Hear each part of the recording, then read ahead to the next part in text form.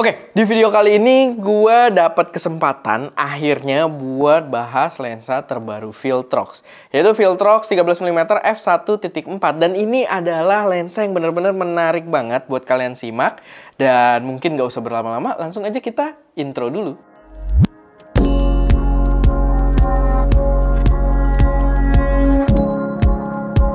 Halo semuanya, selamat datang di channel SM Media dengan gue Erwin. Dan di video kali ini gue pengen bahas lensa yang udah lama banget gue nanti-nantikan buat review. Ini adalah lensa Viltrox 13mm f1.4 buat Fujifilm X Mount.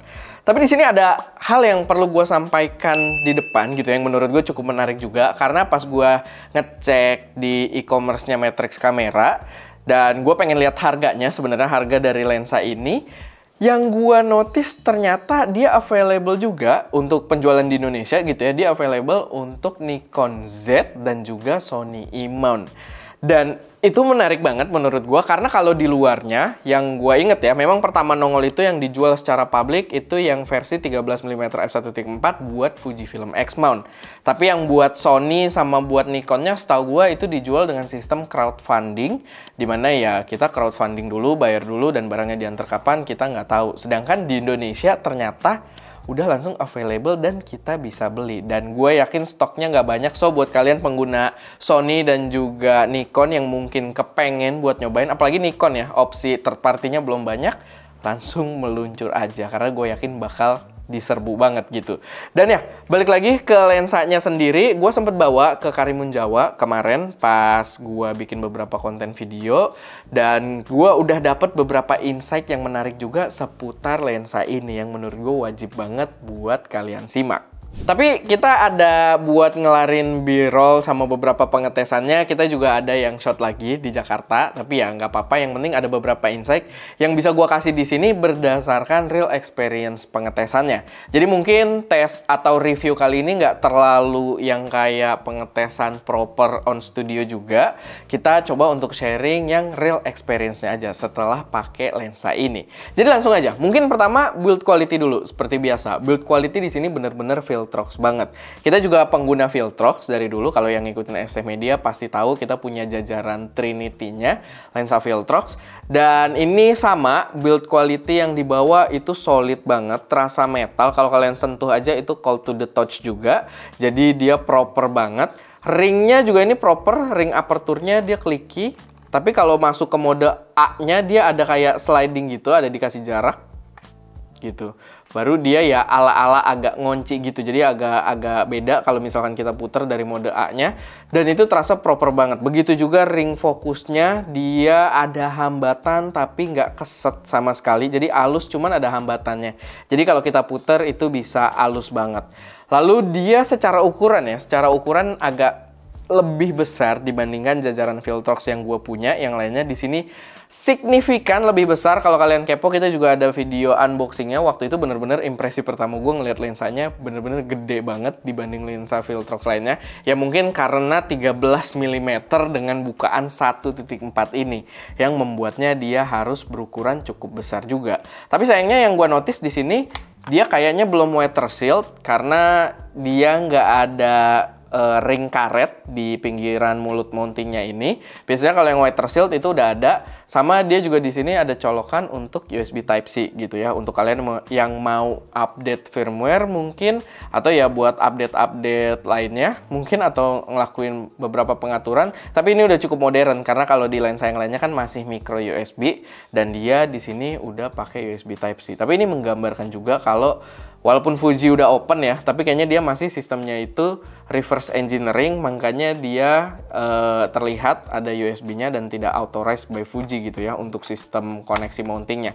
Tapi ya so far dari pengalaman gua tidak ada isu gitu soal koneksinya dengan kamera Fujifilm, dengan body kamera Fujifilm yang udah kita coba gitu ya. Paling nggak di XS10 itu nggak ada isu sama sekali.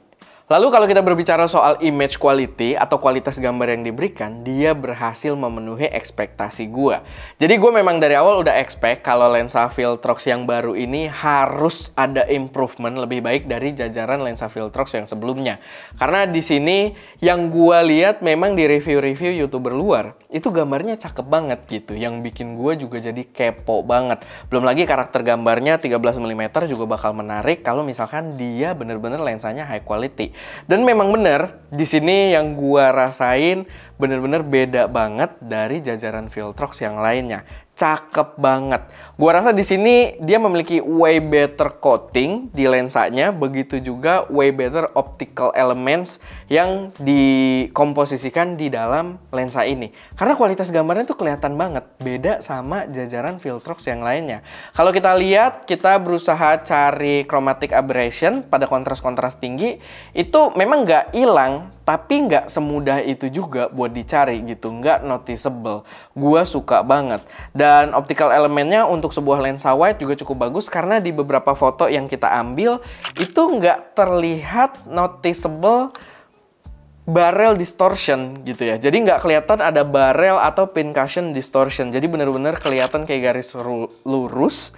Atau ya mungkin ada distortion dikit tapi ya balik lagi nggak noticeable gitu. Bener-bener gue suka banget dengan gambarnya, cakep, dan gue merasa memang ada improvement yang kuat dibandingkan lensa Viltrox yang sebelumnya. Untuk minimum focus distance dia memang belum yang deket banget, tapi di situ ada improvement juga dibandingkan jajaran Viltrox kita yang sebelumnya.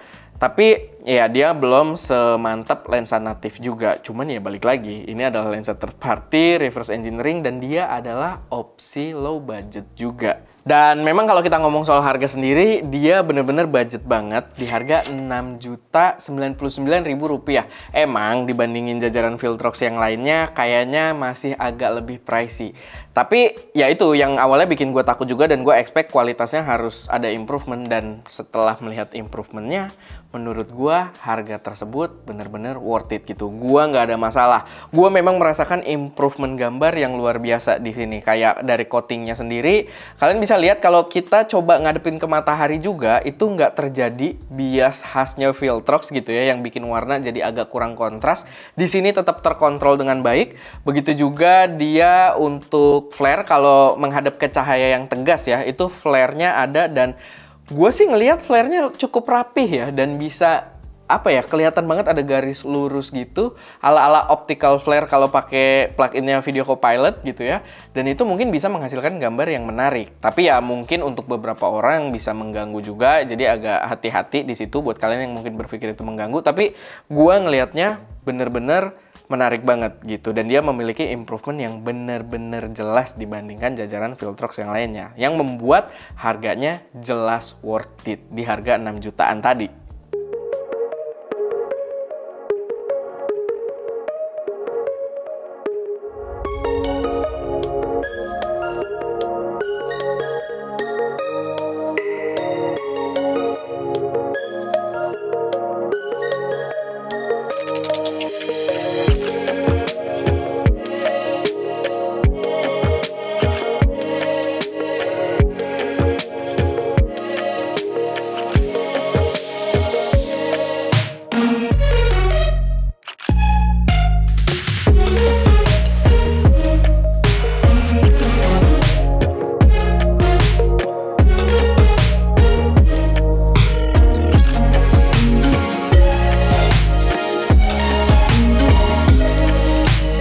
Untuk autofocus tadi sebenarnya ini mirip-mirip juga dengan sistem yang gue bilang soal reverse engineering tadi. Autofocus berjalan dengan lancar, dia bisa mengikuti bodinya juga. Jadi kalau kita pakaiin di sini kan kita pakai body Fujifilm X-S10, kita coba juga di X-T4.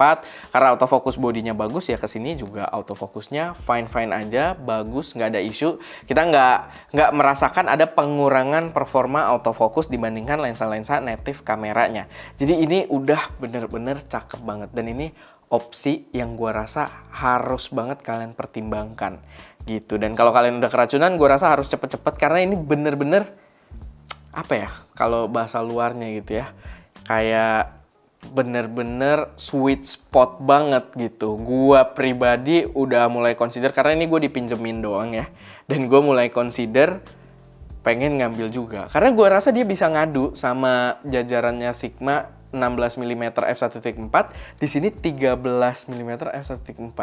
Dan gue sempet keracunan sama Sigma. Dan sekarang ini meracuni gue juga. Oh my god.